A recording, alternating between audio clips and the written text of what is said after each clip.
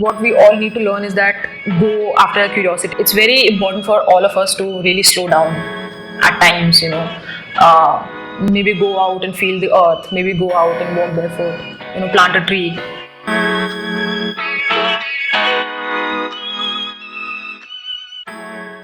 Hello, I hope you are all in high spirits. I know it has been quite some while since we released the last episode, but we truly appreciate your patience. We don't like making excuses, but building a mud house takes a lot of energy and time. However, we promise that we would be more consistent releasing videos and podcasts going forward. Having said that, our guest today is a fascinating individual with a unique journey. Originally a photographer from Delhi, Anjali Lohia embarked on a remarkable path as a woodworker. Currently, she is honing her skills as a woodworker in the prestigious Krenov School in California, USA. Anjali finds solace in woodworking because, just like her thoughts, wood is ever-changing, dynamic, and defying predictability. Isn't that a beautiful analogy? Though this conversation was recorded a year ago, it is just as relevant today as we seek to inspire more people to embrace hands-on work. Woodworking has timeless appeal. I always have been tempted to learn it myself. So without further ado, let's unravel the story and wisdom of Anjali Lohia as she shares a journey, insight and passion for woodworking.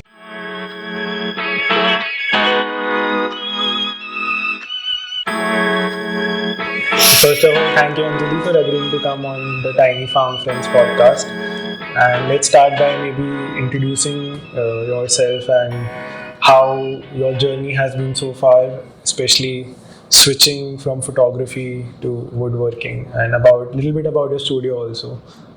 Yeah, thank you for having me. So I'm Anjali and I'm a woodworker based in Delhi.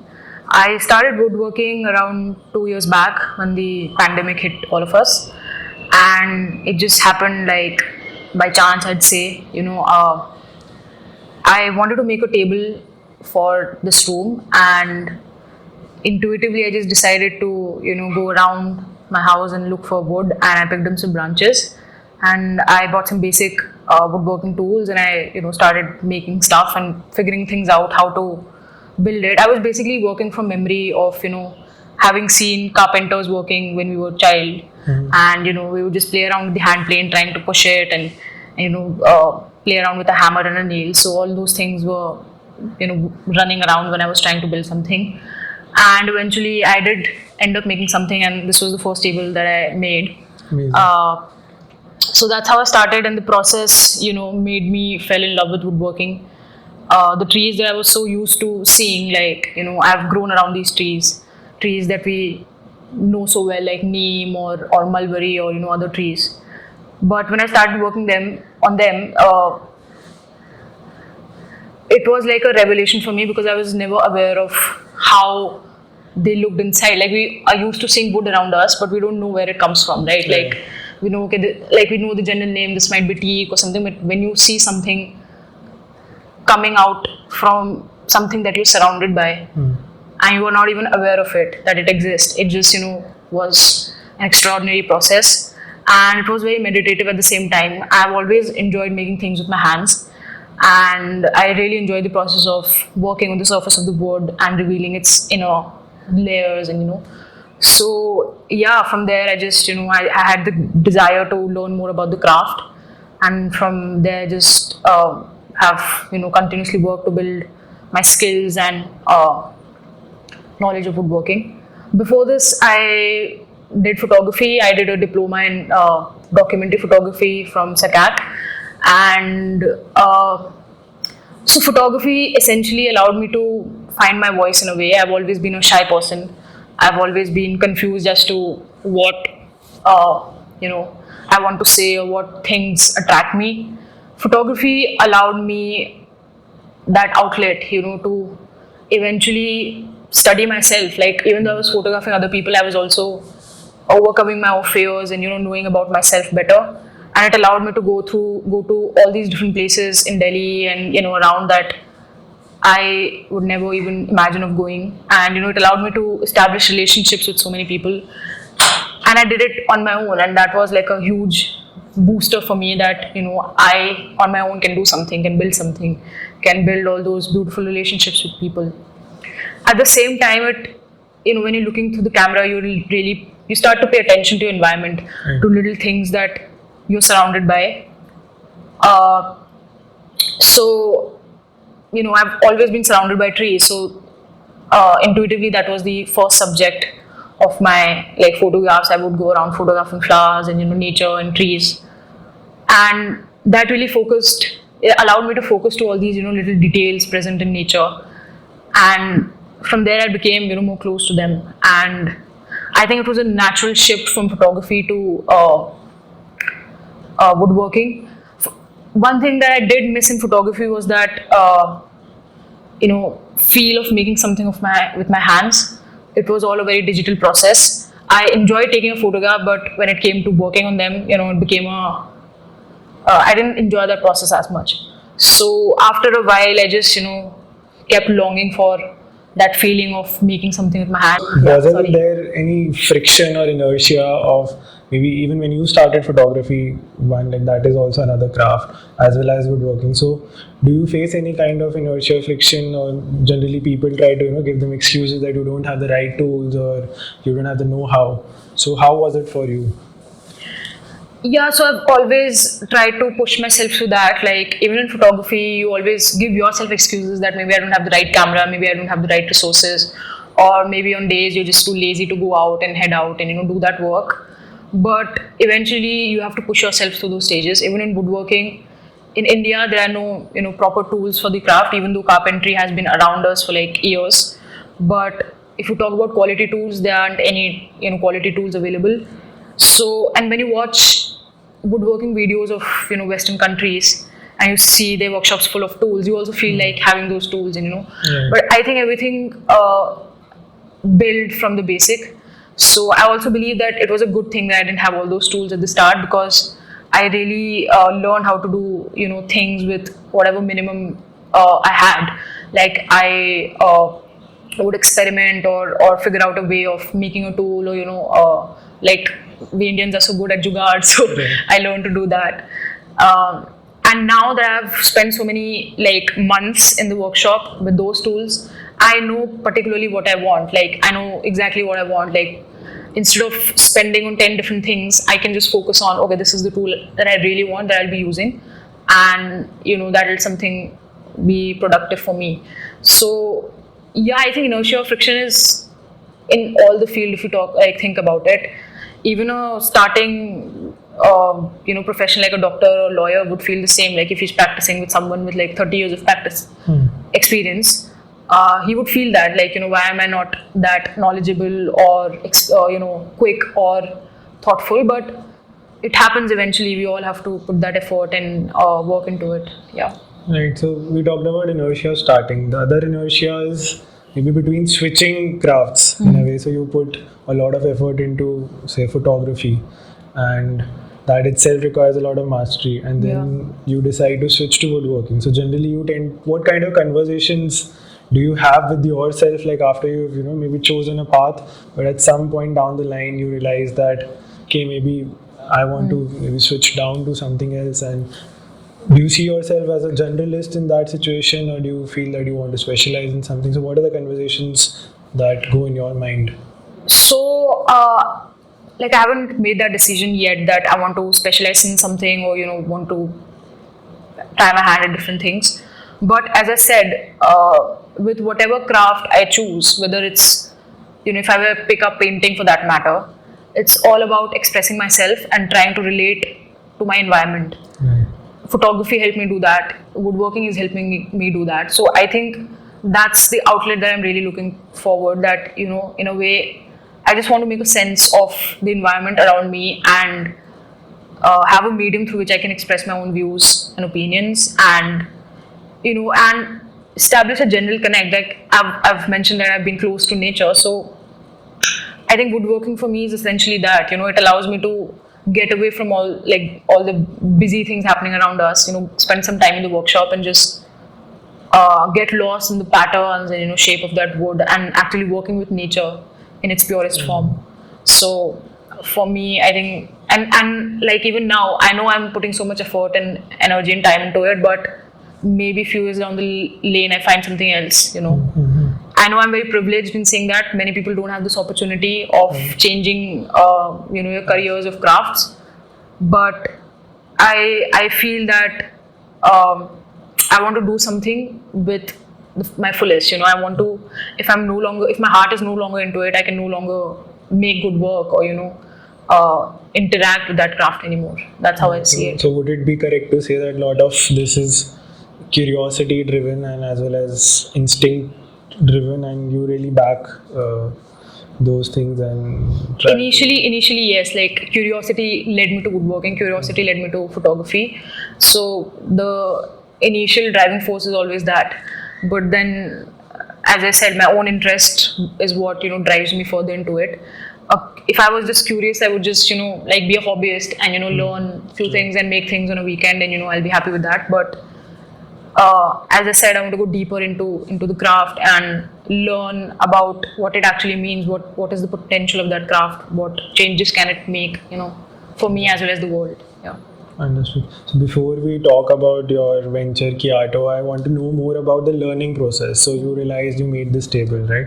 So maybe can you walk us through that journey and process of how you educated yourself into such a craft where, especially in India, you don't have, like, you know, many places or maybe even mentors for that matter. So what is that process of educating yourself into this craft? Yeah, so after I made this table, I knew that I wanted to learn this. And from that moment, I knew, like, I wanted to learn it at a deeper level, not just, you know, scratch the surface. So I did my research on, like, Google, and I started searching what resources are available. I tried to look for teachers, and even I was ready to even learn from a carpenter. But I was lucky enough to find a teacher, Mr. Abid, and he basically taught me, like, the basic of this craft of, you know, of understanding wood, of making joints, or, you know, making small functional objects with wood. So I think my proper teaching came from him, and like my classes and time spent together really pushed me into all these different ventures. Like I started researching more on my own. So I would go on YouTube, look for videos. Then there are certain mediums like Fine Woodworking. It's a magazine and an online resource which is full of articles and magazines and tutorial. And I started looking at people's work and, you know, all those books written by the masters. So I think that was the main learning resource for me, I would say. And even in this field, there are like multiple things that one can do. You can specialize into making furniture, you can make boxes. There are people who just spend life making spoons, or, you know, you can make chairs. So even in this one craft, there's so much that, you know, even this lifetime is not enough to learn all of them. So right now I'm just trying to dive into whatever interests me. Like initially I was building boxes, then I moved into carving and, you know, carving spoons and bowls and learning about green wood. Right now I'm trying to give myself a more foundational education in terms of, you know, learning how to make furniture, because I believe, like, if I have that good foundational base, I can move on to building anything that I want, because the basics remain the same, the understanding of wood remains the same. So I think for me that foundational education is very important, and that is something that I'm really looking forward to now. And so what does Ato mean, and like why did you name your woodworking venture so? So when I started woodworking, I came across the woodworking culture of Japan, and how their culture is so driven by nature and inherent beauty and qualities of wood. You know, their houses, their furniture are essentially pieces of wood joined together through joints, through joinery, without any glue or, you know, fasteners. Right. So they really pay attention to learning what wood is capable of, how it moves through seasons, you know, what kind of wood is best for a certain structure. So I think that culture had a certain beauty to it. That during photography, I got introduced to cinema of different parts of the world, and I was particularly, you know, inspired and motivated by like Japanese cinema. And we watched a lot of Studio Ghibli films, and that was my introduction to Japanese culture, and that's when I saw all those Japanese houses. And, Which one is your favorite movie? I don't have a favorite one because I think I think My Neighbor Totoro would be one, but it's hard to choose one. And so basically that's how I got introduced to Japanese culture, and I started reading more about it, and I developed a certain likeness towards Japanese woodworking cultures and practices. So I think it came naturally to me that when I started woodworking, I was looking for a name for my studio, and I wanted something simple that would express what I really do. And Japanese language allowed me to find that. I named it Kyoto because Ki basically means tree and Ato means art. So what I'm essentially trying to do is find art through wood, through trees, and that's what essentially means. Interesting, because I think even Hayao Miyazaki also drew a lot of inspiration from nature. And one of his favorite quotes that I personally like, I try to paraphrase it, is that after you die, you won't be able to see sunsets. So that is something very beautiful. And even his process, I think he used to maybe make a film, and after that, he used to maybe take 6 months off and go to cabin in some mountain and live there. Yeah. And my favorite movie is Spirited Away. I haven't watched that because I'm always afraid that it's too emotional, or Yeah, but I only watched two, Totoro and Spirited Away. So I want to watch more. But so coming back to your work and Kyoto, that one can already also see a lot of influence from nature. Maybe when it comes to even bowls. So maybe it looks like that the inspiration is drawn from rocks or stones. So how has nature influenced your art? Yeah, so essentially when I'm trying to build something, I start with a piece of wood and I try to study what natural form there is or certain characters there is that I can use in making a final product or making a final shape. So if I'm making a bowl, I'll get a piece and I'll start working on it, and eventually a shape forms in front of me, and then I try to follow it more and eventually end up with a final product. Wood is a natural material, even though our environment has been such that we just look at it as any other material, like cement or brick for that instant. But it's a living thing, it never continues to live, it never continues to move, it moves throughout its life. So when I look at wood, it's this moving and living thing, and I think nature best expresses it. Like, nature is never constant, it's forever moving. I think our own individual capacity of innovation and creativity is quite limited if we just isolate ourselves from our environment. If you think about all the past inventions, mostly they have been inspired by natural elements, whether they're animals or trees or rocks or whatever. But so that's where my inspiration also comes from, because that's what we're seeing 24/7. You imbibe those things and somehow they just remain in your head when you're trying to build something. So for instance, when I was making 2 bowls, I somehow, I saw that wood and I was somehow reminded of all those cliffs, when you go to hill stations, those mountains that have been cut, and you see all those gravelly things, with rocks lying around. Textures and patterns in nature. So when I was building, I thought of building those bowls and I was working on them, that's what came into my mind, and I thought of, okay, let me, try to build something like that and maybe get that texture. So yeah, I think that's how I work. Sometimes I do have a sort of an image that, okay, I'll build something like this. Like the box that I'm currently working on, it was designed, I designed everything, I measured everything beforehand, and then I started building it. But even then, there are so many factors involved, maybe the wood will move, or maybe the color of the wood won't be right, or, you will have to make certain changes on the spot. And I think that's what the interesting part about woodworking is, it never stops to throw challenges at you. It just keeps challenging you, and you just keep on learning new things every day.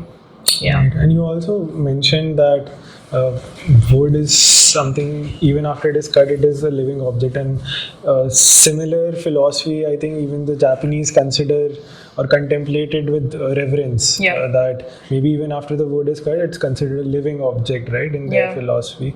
So apart from nature, you also draw inspiration from world cultures, especially Japan. So how is that influenced your work, or what are some inspirations from the Japanese culture? So one of the woodworker that inspires me heavily is George Nakashima. Okay. And I had the opportunity to see his work when I visited Orville, and I, saw one of his Unity table.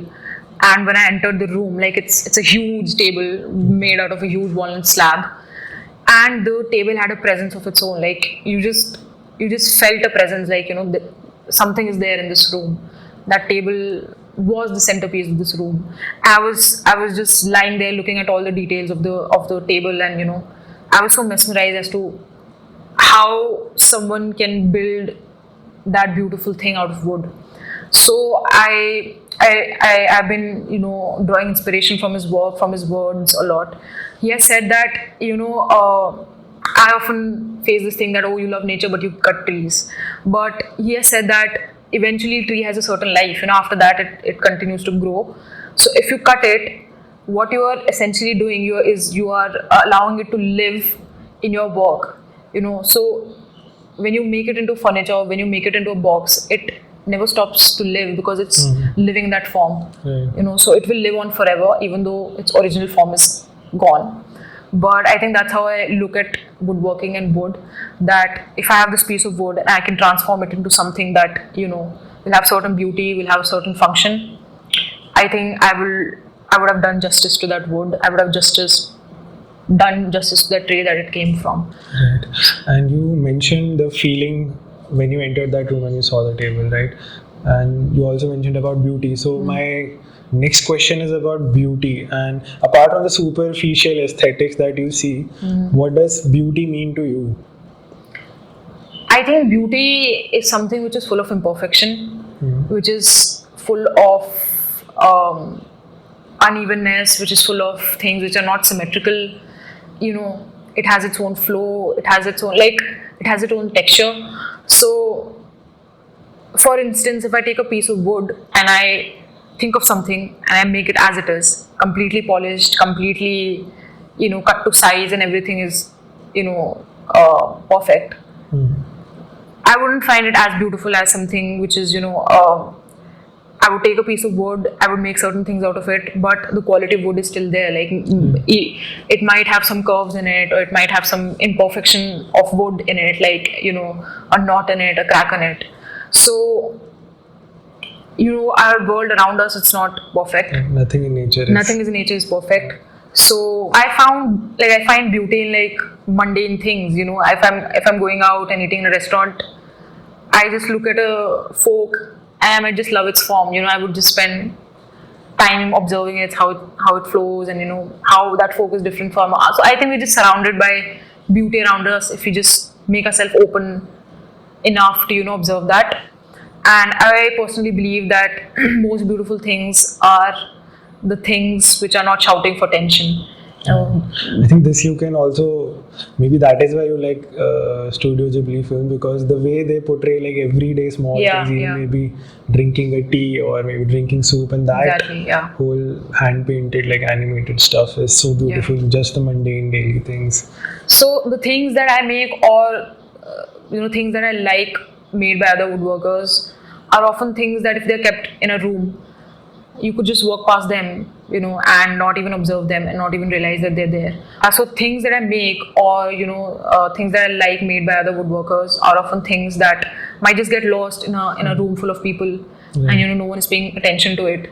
But if you look at them carefully, you will see how that person has paid attention to the details, to the grain of the wood, to its shape, how small little details have been painstakingly carved by hand, and so that's when the beauty of that piece really comes out. It's not, as I said, it's not shouting for attention. You can just easily pass by, and it's like non-existent for you, right? But it's like that. So I think you have to constantly search for beauty. You have to constantly look for beauty. Right, beautiful. Yeah. So, how do you approach, your process? Maybe like, what's your schedule like, or is it something very religious to you on while you try to make something? So, how is that set up for you? So personally, I'm a very regiment-oriented person. Like I like to have certain a schedule in my life. Like I think I can't operate without a schedule. Okay. So I like to wake up at a certain time, do certain things at a certain time. So I have a particular time of going to the workshop, and suppose I make a plan. Okay, today I'll work on this. So I'll go and start working on it. And as I said, it might just get finished in 2 days, or it might take forever to finish because I might have made so many mistakes, or at some points I just give up on it, and on certain days I feel like I should go back and work on it. It's also a very annoying process at times because a human mind is looking after perfection, is looking for perfection. Right. It's looking to attain that image that you have in your head, but you're working with a natural thing, so it will work according to itself. So I might try to attain that perfect thing, and if I just ruin it, and I'll have to start over, or I might have perfectly straightened the board or worked on it, and next day I go and it's all warped, change shape, and so it takes a lot of effort, it takes a lot of patience. You have to really understand that you can't just manipulate everything according to you. You really get the sense of what the natural environment is trying to tell you. So you have to really respect the material and also let it guide you. Exactly. Somewhat. Yeah. Right. So how physical is this process? Like how much strength does it require to do woodworking? I think it's a very physical process because it demands a lot of effort. It demands a lot of hard work. I personally have had to go through a lot of physical injuries and pain. But it's all part of the process. You just have to push yourself through that, and at the same time learn that your body function is in a particular way. Someone's workshop might look in a particular way, but that might not be suited to you. So if I'm a tall person, I would require a workshop that is I would require a workbench that is suited to my height. So you have to really make the process friendly to you, like so that it's not taxing on your body. And you have to find ways to make it comfortable and pain-free for yourself. Like my workshop has a concrete floor, so I pay attention to my footwear, or I try to put a mat so that my feet don't hurt at the end of the day. So yeah, all these effort go into it. But eventually your body adapts and learns. Like you start to feel that your hands have become stronger. You start noticing that your skin is growing thicker. The calluses are forming. So eventually your body adapts and you just become used to it. Yeah. Right. And now talking about the tools, and what is your relationship with the tools, and how different are the tools when you like talk about, as you mentioned, they're not like many options that come from India and versus the Western tools or the Japanese tools. So how different are they, and like are they really sacred to you? What is your relationship with your tools? For instance, the carpenters who are working, if you look at their tools, like I wouldn't personally be able to work with them because they are not quality tools from any angle. But over the years they have managed to work with them. They have developed their own systems of working with them. And I would also say that there's a certain level of quality which is accepted in India. Like I wouldn't say that every door or every furniture that is made here is perfect. I've seen so many pieces of furniture and doors or houses that were not up to the mark, or they would just crack or open up in like few months. So I think a lot of the people are after making just for it to function for like maybe few months. They don't really pay attention to that, whether that piece will be there for like ages, or they're not paying attention to that, and their goal is just to make something and sell it and make money at the end of the day. Not as an art, but maybe as a job. Yeah, so even the tool makers operate like that. They are not looking at, how perfect will the tool be. Like for instance, if I buy a chisel here, I will have to spend like 2 days trying to make it functional, and I'll be so frustrated with it by the end of the day that I would think like what is this? So it is very frustrating. Sometimes you get lucky and sometimes you do get like a good piece, but it's a very difficult task to find those tools. I think tools, like in any other craft, operate as an extension to you. Like in photography, a camera functions as an extension of you. You know, I can't do this craft without my tools. And as someone has said, I forgot the person who said it, but a great tool is a tool about which you forget. You know, like if you're using a hammer, you are not paying attention to hammer. Hammer is doing its job. You know. So that's how tools should operate. I mean, it should essentially do its job well. If a chisel is not cutting, I mean, you know, it's not even serving its basic purpose. So I think having good tools is essential, but at the same time, there's also a trend of going, you know, to high level tools or thinking that you need high level tools to make things. I don't think that's true. There are people who have made work with, you know, handmade tools. So in the end, it comes down to really understanding what the dynamics are of that tool, how it functions, and you know, you really have to understand its use and function. And I think that plays an important role. Right. Yeah. So you mentioned that in India it's looked down upon when you're working with hand, like even other crafts also. And in Japan, whereas people see it as a very religious, very meditative process, maybe approach it as a prayer. So why do you think that is the case? I think it essentially comes down to your culture. I think in India specifically, we have moved away from our, you know, cultural practices, that we're just leaving behind our own practices. But in Japan, they have very much preserved all those practices and beliefs. Like, and they really believe in putting that much effort and time into it, that a person actually becomes skillful in craftful. You know, like if you think of becoming a carpenter or a woodworker in Japan, you are easily looking at 10 to 15 years of just learning the craft. Like if you look at the apprenticeship program of Japan, for the first 2 or 3 years, a person is just supposed to mop the floors of the master, you know, and only after all those years you are able to, you know, you're allowed to touch a tool. So they are really focused on building or making craftsmen that are actually skilled. And you know, so if a carpenter is coming and building something, you can be rest assured that that will be a thing made of quality, and that thing will last for, you know, years to come. Also, so like the people that I see around here, the ones who are, you know, even devoted to craft, we are not ready to put in that time and effort into it. We just think that it should be made like, you know, instantly. Yeah, it should just, you know, like you know how a factory operates. It should be, you know, you should keep producing instantly and, you know, things like that. But at the end of the day, you should remember that, you know, building skills take time.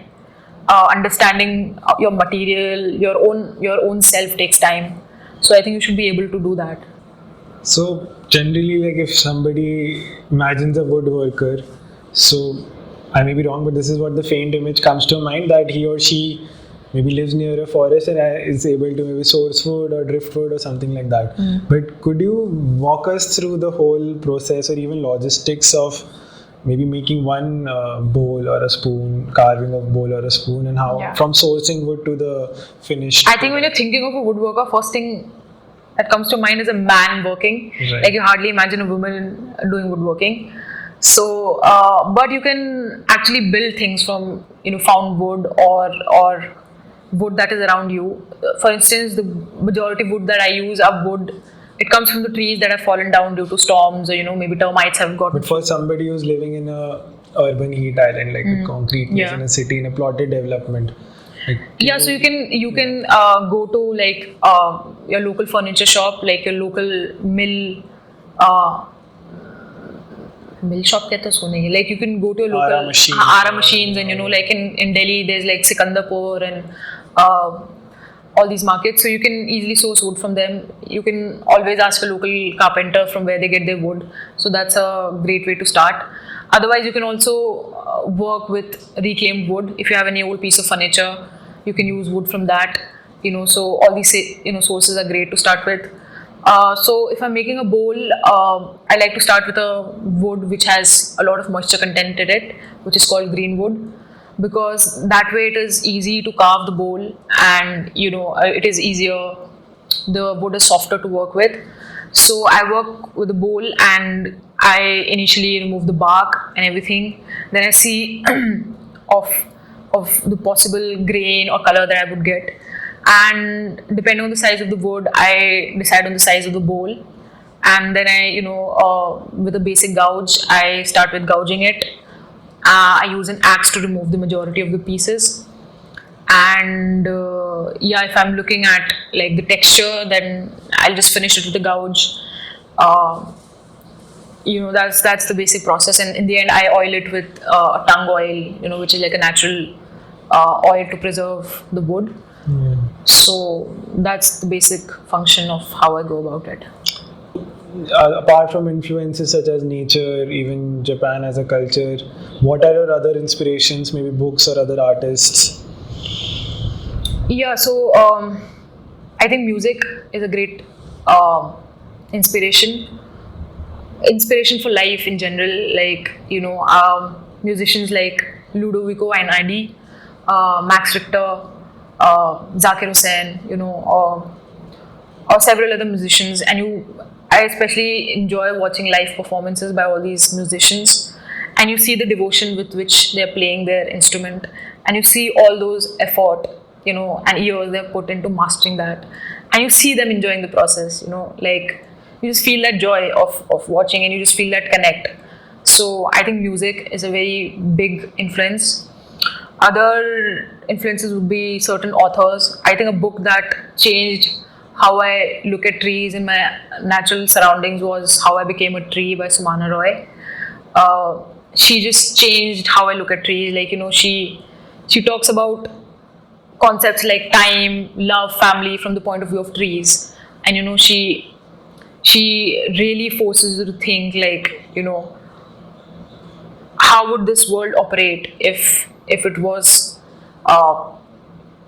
operated by trees, for instance, how things would differ. Yeah. What would the concept of time would be then, So, I would highly recommend that book. Other than that, I enjoy, painters and other craftsmen basically who are really devoted to their work because, they inside that general motivation, that passion for their craft, and I really enjoy that.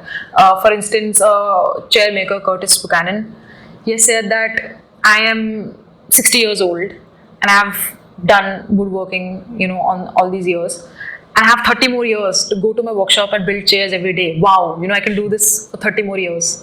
So you hear that man and you just feel, the joy, the passion he has for just, doing what he does. Yeah. So I think people like that really, motivate you. I mean, they just bring a certain kind of life in you. Yeah. Okay. Great. So, before we end this wonderful podcast, I would like you to share some advice with somebody like me, for example, who's intrigued by this craft and who wants to pick up this craft woodworking, and not only as a hobby but maybe go deeper in this. I think that what we all need to learn is that go after our curiosities and not be afraid, not think that whether society will actually accept it or not look at it from society's point of view, because you won't be able to survive that way. You should learn to listen to your own self in a way and spend some time with yourself and really figure out your own interest. I would say that's a very big thing, because so many of us are doing jobs or working for that matter, but inside you always wanted to do something. I know it's a necessity to work, but if you could just find moments or certain hours of doing what you actually want to do, I think it'll provide you that happiness or contentment that you are searching in your life.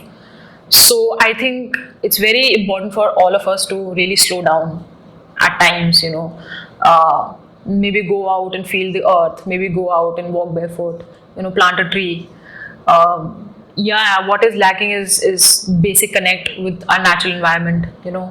We are so bothered by gadgets and social media and all this that we are just losing that connect. So I think that is the essential thing that we should be looking forward to. And in terms of going forward to any craft, I would say that one should be prepared to give a certain amount of time to it. Like for instance, if I want to become a doctor, I would have to spend like 5 to 6 years doing a degree, right? So why don't we give that time to other crafts? Like why do we believe that, okay, I start working and in 2 months I'll become a woodworker or I'll become a photographer and I should be well established? It doesn't work like that, So you should really give yourself some time. It does take time. It does take time to figure out yourself, to figure out the craft that you're doing. And and also like try to go deeper into whatever craft you're doing. Try to read the history of it. Try to be aware of what is happening around the world. Because at time you're doing something and you think, oh, I'm the first one to do this, but then you go and research and you realize that has been done like 200 years ago. So you should really study your craft and really understand it well. So I think that'll be my basic advice to all of you. That is some really valuable advice, and I think it is a meaningful message also, and to end the podcast, that slow down and connect with nature. And I think it's really essential in these times because we are all facing the brunt of all the activities that we've been doing. Right. The weather has been changing, everything has been changing around us, and I think each one of us has the power of bringing a change. I mean, no matter how small it is. But I do see people on social media and other platforms, doing things in their capacity. Even a small thing makes a huge difference. So if each one of us can do their bit and interact with nature, I think we'll be able to make a like better change. Definitely, and we totally resonate with your thoughts. So thank you so much for sharing your passion of woodworking, and it has been an absolute pleasure listening to your story. And someday I hope that we also collaborate on. Oh yeah, I would love to. Definitely on the house that we're building in Rishikesh. I would love to do that. So I look forward to that. Thank you again. Thank you.